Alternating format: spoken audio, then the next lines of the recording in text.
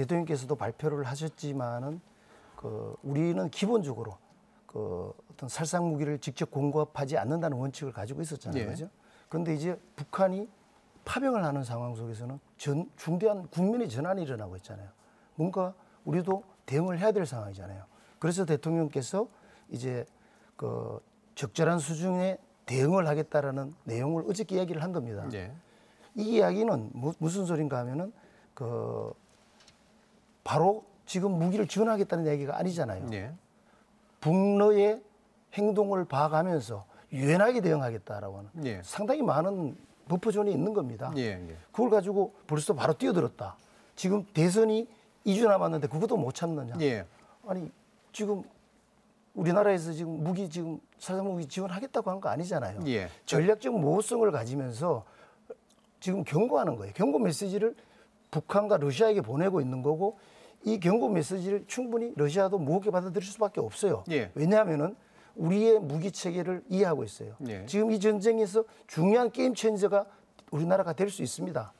155mm 탄지원도 그렇고 불곰 사업에서 러시아로부터 우리나라에 왔던 많은 무기 체계들이 그대로 있어요. K 방산과 관련돼 가지고 K2, K9, FA50, 천무 두려워하는 무기 체계입니다. 그걸 가지고 너희들의 행동 모습에 따라서 우리는 모든 것을 열어놓고 유연하게 대응하겠다라고 하는 것이 왜 뛰어들었다고 얘기를 하는 거예요. 강경 대응하면 그럼 멈출 수 있느냐는 문제를 생각해 봐야 됩니다. 과연 그러면 우리가 지금 무기를 대고 파병을 하면 이걸 멈출 수 있다면 저도 찬성하겠어요.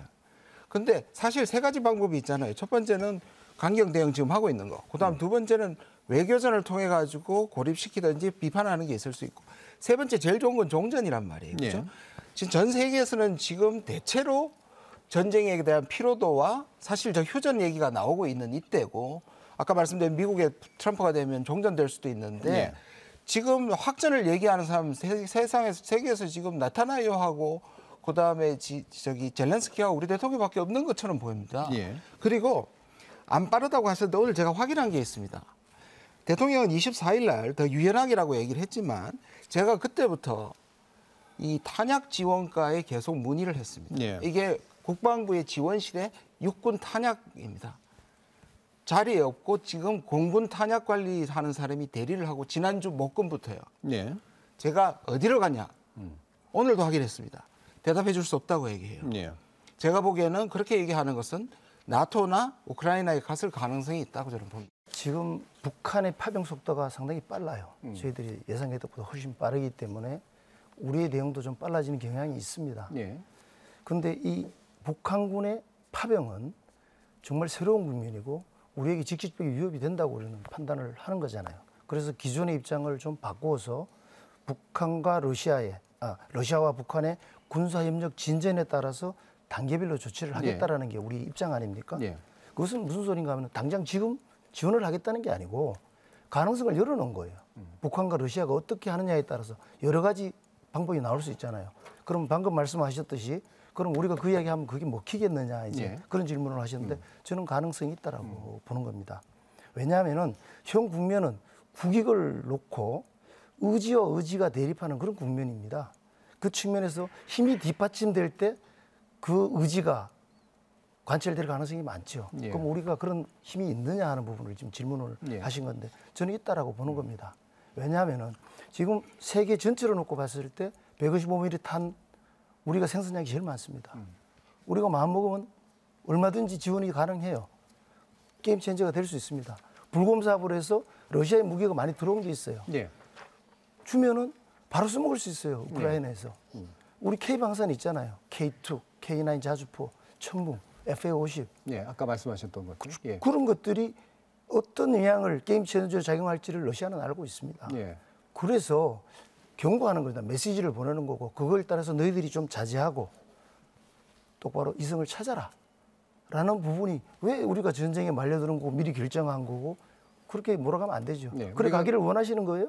우리가 가진 무기의 어떤 우수성이 있기 때문에 그게 만약에 실제로 투입될 가능성이 높아지면 북한이나 러시아도 충분히 그 사실을 인지하고 있기 때문에 상당한 경고 효과가 될 수 있다. 단호한 대응 의지를 보임으로써 그들이 자제하게 만드는 게 필요하다는 겁니다. 그거야말로 러시아와 북한의 선의에 기댄 이런 얘기라고 저는 들려요. 그 윤석열 정부에서 맨날 문재인 정부가 북한의 선의에 기했던 평화를 했다 하는데 우리가 살상 무기를 주든 안 주든 지금 이미 그 러시아와 북한이 파병해서 하는 전략은 변함이 없고요. 솔직히 살상 무기는 레드라인을 넘어가는 겁니다. 지금 우리는 사실은 우크라이나 전쟁이 났을 때 러시아를 침략국으로 규정하고 경제 제재도 하고 우크라이나에 대해서 국제사회의 일원으로 비살상 무기 방탄 헬멧이나 뭐 저런 걸 지원하고 인도적 지원도 해왔습니다. 그것이 우리가 지원 안 한 게 아닙니다. 충분히 지원했고 그까지가 적절점이고 살상 무기를 지원하게 되면 이것은 더 돌아오지 못하는 강으로 가버리는 겁니다. 이것은 학전이 더 될 수가 있고 또 우리가 여기에 끌려 들어가는 역할이고요. 나토국들은 지금 직접적인 위협을 받고 있잖아요. 나토국 중에서도 살상 무기를 지원 안 하는 나라들이 많아요. 그 직접적인 위협을 받고 있는데도 그런데 우리가 직접적인 이렇게 살상 무기를 지원하면은 우크라이나 전쟁에 수렁 속으로 빨려 들어간다. 그 다음에 우리 포탄이 충분히 많다고 하는데 많긴 하지만 우리는 우리 전쟁 물자의 지금 한 50%밖에 못 갖고 있어요. 40에서 한 70% 정도. 우리도 부족합니다. 155mm 탄약 절대적으로 부족해요. 왜냐하면 10년 전까지 우리 주 하포가 105mm였는데 155mm로 바뀌었거든요. 그러다 보니까 105mm 탄은 많은데 155mm 탄은 절대적으로 부족한데도 불구하고 작년에 미국의 하고 나토의 압박으로 우리가 10만 발은 공개적으로 줬고 나머지 한 3에서 40여만 발을 미국의 수출 형식이든 임대 형식이든 우회 지원을 했다는 의혹들이 있잖아요. 그것이 그 진해항에서 떠나는 것까지 다 언론에서 공개가 됐었고요. 그런 사항이고 그때도 탄약이 부족했는데 왜 주느냐 하는데 이제 줄 탄약도 없어요. 지금 현재 남북한이 얼마나 긴장이 고조됩니까? 그러니까 지금 윤석열 정부가 가장 신경을 써야 될 거는 우리 국민의 안전, 북한으로부터의 이런 긴장을 완화시키는 이건데 저 멀리 우크라이나에 탄약을 줘서 더 확전시키고 더 장기화시키는 것 그것이 우려되는 지점이고 그렇게 되면은 그 전쟁을 우리 한국으로 불씨를 더 갖고 올 수 있는 이런 거죠.